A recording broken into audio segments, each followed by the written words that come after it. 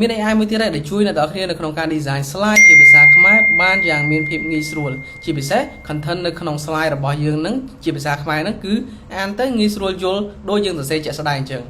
ចង់ដឹងថា AI មួយនឹងមានឈ្មោះអីហើយគេប្រើបែបម៉េចចឹងខ្ញុំនឹងបង្ហាញអ្នកទាំងគ្នានៅក្នុងវីដេអូនេះតែមុននឹងបង្ហាញសូមអ្នកទាំងគ្នាជួយចុច like ឬជា follow ម្នាក់មួយដើម្បីតាមដានរាល់ការចែករំលែកអំពីចំណេះដឹងតើតើជាមួយនឹងបច្ចេកវិទ្យាឬក៏ AI និងការសរសេរកូដជាដើមតោះចឹងទៅមើលទាំងអស់គ្នាអូខេចឹង AI មួយនឹងមានឈ្មោះថា Manu AI ដែលយើងអាចចូលទៅកាន់ browser ទៅយើង search ពាក្យថា manu.im ចឹងយើងអាចចូលទៅប្រើវាបានហើយចឹងដើម្បី generate slide យើងជ្រើសរើសពាក្យ slide ទៅគឺយើងអាច generate បានហើយចឹងខ្ញុំនឹងធ្វើការ demo បង្ហាញដល់អ្នកគ្នាតែម្ដងតោះអូខេចឹងដើម្បីប្រើប្រាស់វាបានយើងចូលមកកាន់ browser របស់យើងមកហើយយើង search ពាក្យថា manu.im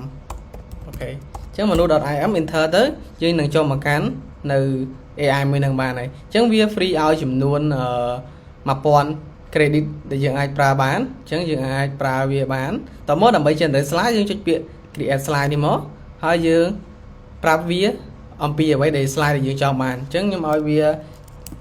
generate slide for coding by ខ្មែរ lang ចឹងយើងធ្វើការចាំវាទៅនៅពេលដែលវា generate slide រួចរាល់យើងនឹងអាចយក slide ហ្នឹងទៅប្រើប្រាស់បានហើយអូខេចឹងនេះគឺជា slide ដែលយើងបាន generate វាបានប្រាប់យើងមួយហើយការណែនាំអំពីការសរសេរកូដតទៅជាមួយនឹងនេះអញ្ចឹងនេះគឺជា slide របស់យើងអាចចូលទៅមើល detail មួយបានអញ្ចឹងយើងអាចធ្វើការ download វាបានចុចមកហើយយើងជ្រើសរើសពាក្យ download យើងអាច download ជា PDF ឬក៏ជា PowerPoint បានដូចគ្នាអញ្ចឹងយើងចង់ download ជា PDF អូខេ download មកចឹង slide គឺវាមើលទៅជាភាសាខ្មែរហើយងាយស្រួលយល់ទៀតអ្វីទៅជាការសរសេរកូដគឺមាននៅក្នុងនោះទាំងអស់ចឹងនៅពេលដែលយើង download បានយើង save វាទៅគឺយើងអាចធ្វើការ open មើលវាបានហើយចឹងនេះតើតើជាមួយនឹង slide របស់យើង